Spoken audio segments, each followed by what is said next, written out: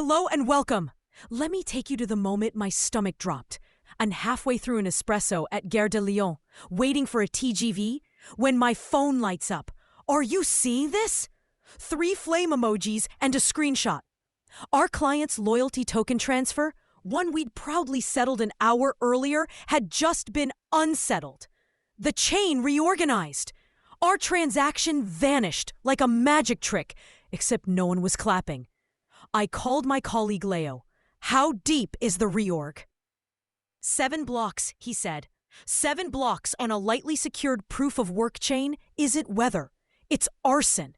Someone rented hash power and rewrote history.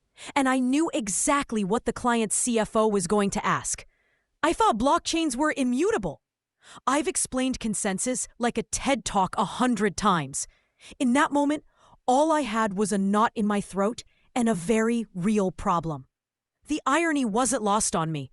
We sell decentralized trust, and our system had just failed in public. Roll back a month. We'd launched a pilot with a mid-sized French retailer, 80-plus stores, strong made-in-France DNA, rewards token, earn at checkout, redeem for discounts, maybe trade on a partner platform. We debated the base layer. Ethereum? Post-merge fees were reasonable, but a few euros at peak scared their finance team. L2s? Great, but a bit too fresh for compliance. Tezos? Strong French ecosystem, solid governance, but thinner liquidity for our integrations. Then I floated the shortcut, a smaller proof-of-work chain. Dirt cheap, fast blocks, simple APIs, and we could ship next week. We did enough diligence. Hash rate looked adequate, and that word did a lot of work. We set a policy, wait for 12 confirmations, and call it settled. Then we moved on. Here's what I didn't weigh properly. Economic security. On POW, security comes from the cost of rewriting history. On a big chain like Bitcoin, that cost is astronomical. On a small chain, you can rent enough hash power with a credit card. Cheap seduces, cheap traps. And in France, where ESG matters, but it's cheap is weak anyway. Most people miss this. Blockchain security isn't about the buzzword. It's about the economic cost to break it. We got dazzled by technical elegance and ignored the attacker's budget. So, there we were. We'd sent tokens to an exchange for a promo. They credited us. We announced the campaign. Then the reorg hit. The exchange rolled back. Our credits evaporated. Users were excited. A CFO wanted clarity, and we delivered a lecture in block finality no one asked for. I called the CFO. We've had a chain reorganization. We're covering the shortfall in euros today, and we'll migrate you to a network with stronger settlement guarantees. How does this happen? On small POW networks, someone can temporarily amass more computational power than the honest miners and rewrite recent blocks. It's like buying enough printing presses to republish the last pages of a newspaper. Big newspapers are hard to bully. Small ones, not so much. Can you make sure this won't happen again? I almost said yes. Then I corrected myself. We can make it extremely unlikely by picking a network with real economic security, a clear finality model, and aligning our settlement policy to that reality. That night, I called a miner friend in Cantal. Could someone have done this with rented hash? He laughed. On that chain? For the cost of a weekend in Biarritz. I deserve the jab. It pushed me back to the mindset I should have had. Consensus is not a checkbox. It's the heart.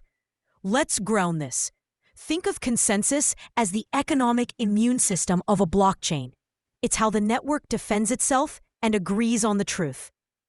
Proof of work turns electricity and hardware into security. Miners compete. And the longest chain, representing the most total work, wins. Battle-tested, but energy-intensive. And finality is probabilistic and slow to harden. In France, ESG optics matter. Bitcoin scale POW consumes energy on the order of a medium country. Nuance matters. But still a slide you don't hand to a sustainability officer lightly. Proof of stake secures the network with capital. Validators lock coins, propose and attest to blocks, and get slashed if they misbehave. It's far more energy efficient and offers explicit finality. After Ethereum's merge, energy use dropped roughly 99.95%. That lands well with ESG and regulators. Hybrid models blend economics, sometimes useful, often complex for enterprises. After the incident, we huddled in Paris. It felt like confession. Move to Ethereum POS. Use a reputable staking provider. Wait for finality before crediting anything, Leo said. For cost, use an L2 for most interactions and settle to L1 for durability. What about Tezos? Strong French roots since day one, thoughtful governance. We built a real risk matrix: security budget, validator health, reputation risk, liquidity, tooling, ESG. We spoke to our compliance consultant about MiCA and the AMF's CASP expectations. They liked Ethereum's transparency around validators and slashing. We vetted a Paris-based staking provider with a clean track record. Yield wasn't the point. Having meaningful value at stake is part of the security story. Then, we did the thing that saved us. We formalized settlement policies. If you're running tokens, payments, or anything a CFO will audit, write these down before your first transaction. Bitcoin, 6 confirmations for large transfers, about an hour, unless we have explicit economic guarantees from a counterparty. A 6-block reorg on Bitcoin would require an attacker to outpace the entire honest network for an hour. Ruinously expensive. Ethereum POS. Wait for finality for anything material. In normal conditions, that's on the order of a dozen minutes. Finality is explicit. Reversing a finalized block would require at least a third of staked ETH to be slashed, an astronomical deterrent. Pre-finality confirmations are provisional. We watch network health. Tezos and other deterministic POS chains align with their parameters, wait for a small number of finalized blocks, minutes in wall time. Same principle. Don't credit until the protocol says it's irreversible. L2s, separate UX from accounting.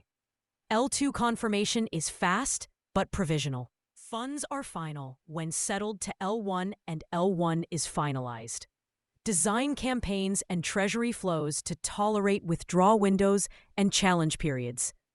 Small POW or experimental networks, no material settlement. If we need features, sandbox them, cap exposure, and consider economic insurance or counterparty guarantees. We added operational guardrails. Monitor reorg depth. Halt credits automatically if the network jitters beyond a threshold. Maintain a kill switch for promos that touches every endpoint. Negotiate settlement terms with exchanges upfront. Confirmations, credit timing, and who eats what if a reorg occurs. Keep receipts, proofs of inclusion, logs, and a rollback playbook. Don't announce anything depending on on-chain state until it's final. Marketing waits for math. There's a human layer too.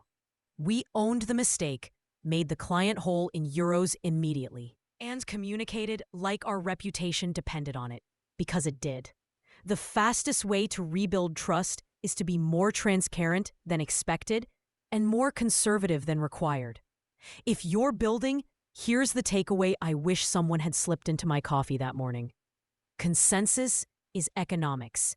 Fees, block times, cool SDKs, secondary. The core question, what does it cost to break your chain today? And are you renting security from a deep, credible market of validators or miners? If the answer is not much, you don't have settlement. You have hope. Before your next launch, run this checklist. Number 1, pick a network with real economic finality and a track record under stress. Number 2, write a settlement policy per chain and per use case, and make your product enforce it. 3, instrument your stack to detect reorgs and health issues, and practice the playbook. 4. Align with compliance early. Regulators love clear, defensible processes. 5. Don't let cheapness blind you. If your business depends on trust, spend on trust. That day at Gare de Lyon, consensus stopped being an abstract lecture and became a line item on our balance sheet. We paid the tuition. You don't have to.